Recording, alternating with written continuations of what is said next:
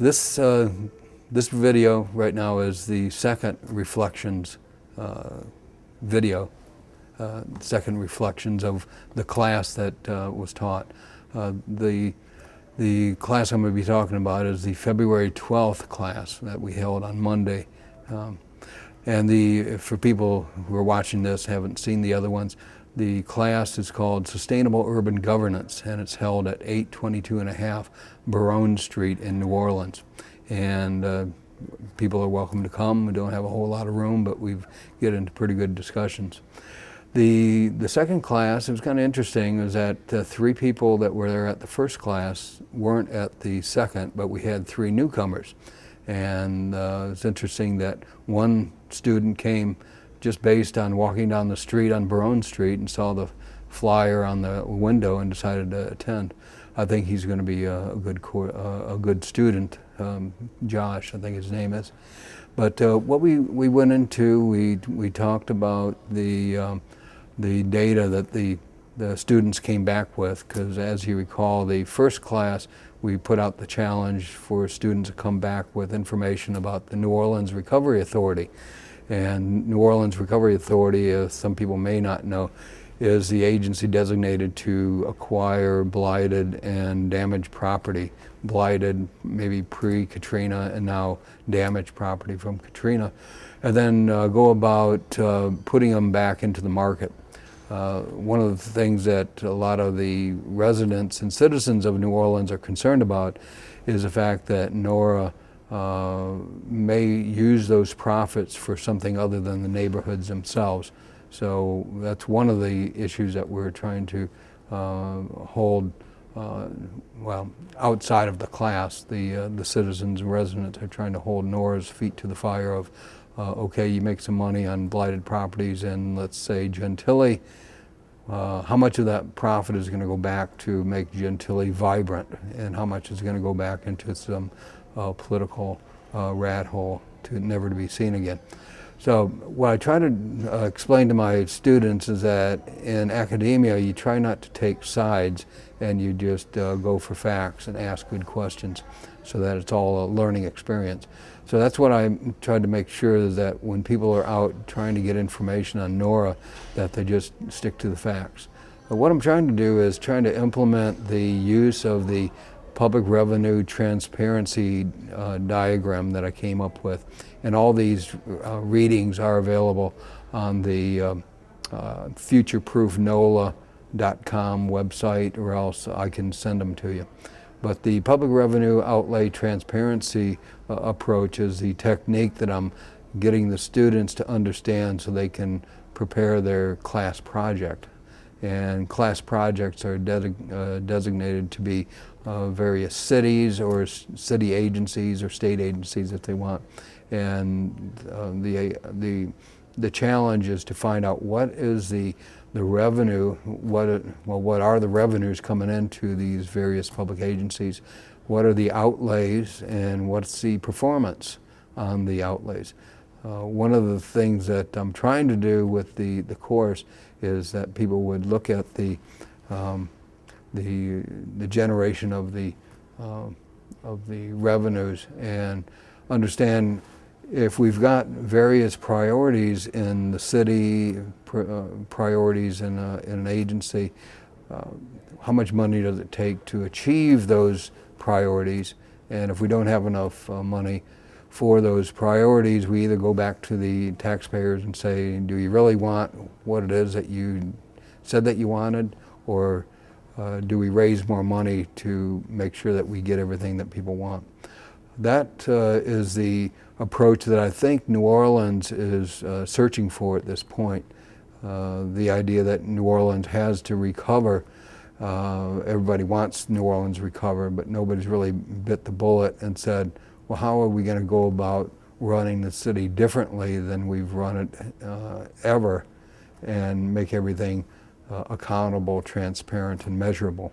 So that's what the public revenue transparency approach is to achieve those 3 things. So we had a discussion. People brought up things that they found about NORA, and we learned that it was an agency created by the state. I heard something that was a little bit different, that it was a political organization that came out in a federal courtroom. So we still got a little bit of confusion on exactly the origin and what it is right now. We learned that there's, I think there's 9 board members, whereas earlier there were 7. I have to go back and look at my notes on that. But there are more members. Looks like there's some transparency on who is on the board. Apparently the people on the board are a little bit more well known. They've been reviewed, and I think the board members are beyond reproach, the way I understand. So the next challenge is to find out more, keep the project going on NORA.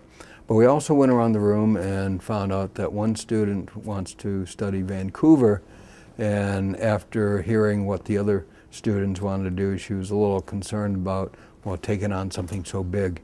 And I said, no, you really need to take on something as big as Vancouver, because there might be some valuable information strategically, the idea of strategic and tactical, that you might be able to find out about Vancouver that might be very useful for the course and for the paper that we hope to be writing based on our experiences in the course. That was, we had somebody who wanted to study in, RTA, which is the Regional Transportation Authority. That's good. She's a transportation planner, and I think that'll be very good. Trying to think the other ones.